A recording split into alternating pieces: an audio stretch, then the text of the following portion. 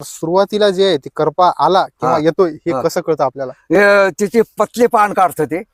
पतले पान काढले म्हणजे ऑटोमॅटिकच ते करपाचे लक्षण. बरोबर. म्हणजे पानं जे आहे ते हा, बारीक बारीक हा, येतात. हा. दुसरं आणखी काही डाग वगैरे कसा डाग दिसतो काय नाही? पांढरे डाग पडतात तिच्यावर, पांढरे डाग पडतात, हा. पांढरे. जसे हे पांढरे एकदम डाग बारीक बारीक हा, बारीक बारीक बारीक. डाग. हे म्हणजे हे प्रकार म्हणजे फंगस. हा. बुरशीनाशक रोग आहे हा. फंगसचा परमानमुळे असे पांढरे डाग पडतात याला. बरोबर. याला तगडे बुरशीनाशक घातलं तर हे काहीच होत नाही तिला. बरोबर. तुमच्या मतानं असं एक दोन बुरशीनाशक ज्याच्यामुळे करपा नियंत्रण होतं असं कोणतं? नाही, एक बुरशीनाशक कधीच वापरू नये. हा. एक बुरशीनाशक कधीच वापरू नये, एक कीटकनाशक कधीच वापरू नये, एक खत कधीच वापरू नये. हा. हे मी माझ्या मनापासून सांगतो की एका खताना एकाच औषधीना कोणतीच शेती होऊ शकत नाही. अगदी याला बदलच पाहिजे. हा. याचा नंबर झाला की त्याचा कटला तर याचा नंबर झाला. बुरशीनाशक बदलून घ्यायचे, कीटकनाशक बदलून खतं बदलून घ्यायचे, आपले रूटच्या औषधं बदलून घ्यायचे.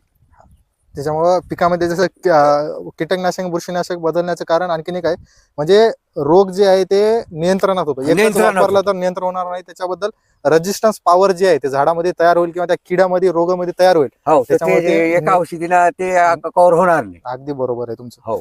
आता त्याच्यानंतर करप्याचं तर झालं. हम्म. त्यानंतर दुसरं जे म्हणताय की आळी येते, हो. तर म्हणजे कंदामध्ये लागणारी आळी येते ना सगळ्यात जास्त? नाही, पानावर येते. एक ओके. पतंग असतो, ते पतंग. हा. ते पतंग अंडे देतं ती, आणि ते मक्काच्या पानावर देतं, आणि याच्या आदरकी वाढला समजत नाही तो.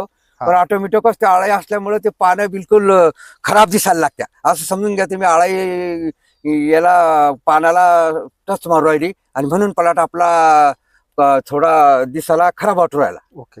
आणि याच्यामध्ये जे आहे ते कंदाची सड खूप मोठ्या प्रमाणामध्ये होते. हो. शेतकऱ्याला नियंत्रण होत नाही. हं. तर जे कंदाची जे सड आहे हा. ती का होते, त्याच्यामध्ये काय कारण आहेत आणि त्याच्यावर काय उपाय असतील? याच्यावर उपाय तर मला तर नाही वाटलं की आता उपाय भेटला. त्याचा उपाय एकच की बेणं एक नंबर. हा.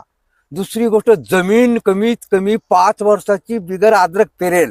चौथी गोष्ट, एक बॅलर सुद्धा त्या प्लॉटमध्ये पाणी तुम्हाला नको. हा, म्हणजे एकदम नको निचरा होणार. नको. आणि अद्रकीला माती लावायची कमजोरीपणा नको. अगदी बरोबर. म्हणजे माती जी आहे ती लावलीच लावलीच पाहिजे. पाहिजे. आणि दुसरी गोष्ट, एका खांडावर कमीत कमी 15 पासून तर 20 लोक फुटालाच पाहिजे. अगदी बरोबर.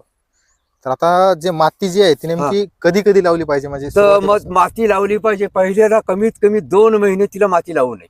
कारण अगोदर माती लावली तर येणारे कोमटे आपले कमी पडत्या.